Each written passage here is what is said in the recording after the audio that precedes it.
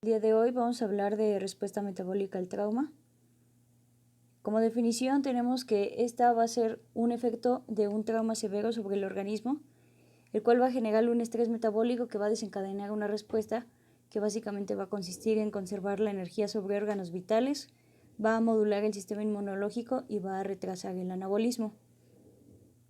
Vamos a tener diferentes factores que van a estimular esta respuesta. Entre los principales tenemos lo que va a ser la hemorragia y la infección. Todos los demás factores también pueden intervenir para generar una respuesta metabólica ante un trauma, pero estos van a ser los principales. Vamos a tener que esta respuesta va a tener tres características principales que van a ser universal, estructural y proporcional. Va a ser universal porque no va a distinguir entre estímulos, estructural porque va a mantener relación entre sus elementos y proporcional debido a que en cuanto mayor sea el daño, mayor será la respuesta ante este.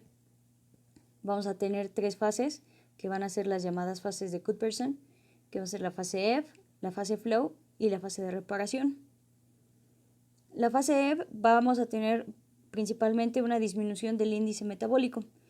Esto va a ser de manera inmediata en cuanto a la lesión surja y vamos a tener que va a ser debido a una pérdida de fluidos corporales. Esta fase se va a llevar a cabo en horas y vamos a tener que los reflejos neuroendocrinos van a generar una intensa actividad simpática, generando un aumento en las catecolaminas y a su vez este aumento de las catecolaminas va a llevar a una vasoconstricción.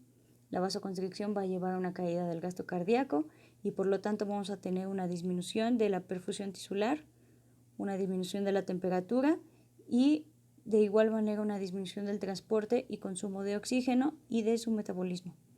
También vamos a tener que va a existir una resistencia periférica a la insulina. Esto va a generar un aumento en la gluconeogénesis y pues a su vez va a generar un aumento en la glucosa sérica, en el lactato y en los ácidos grasos libres.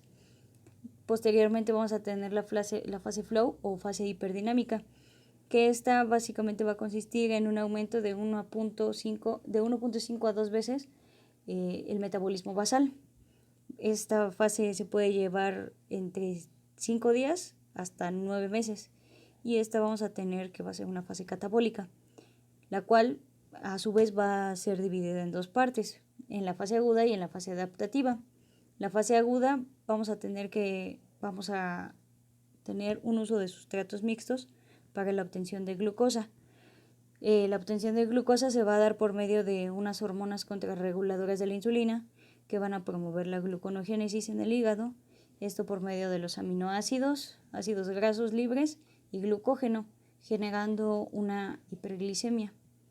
También vamos a llevar que esta respuesta en cuanto a la glucosa va a aumentar el gasto energético y el consumo de oxígeno. Y en cuanto a la fase adaptativa, pues vamos a ver que se va a disminuir la respuesta hormonal y va a haber una restauración de las proteínas. En la fase anabólica o de reparación, esta puede ser posterior a 9 meses o incluso en semanas o meses. Y esta fase vamos a tener una disminución del índice metabólico hasta regresar a sus estados basales. De regreso a las vías anabólicas, pues su principal objetivo va a ser la recuperación del estado basal. Vamos a tener un crecimiento capilar y la cicatrización de las heridas.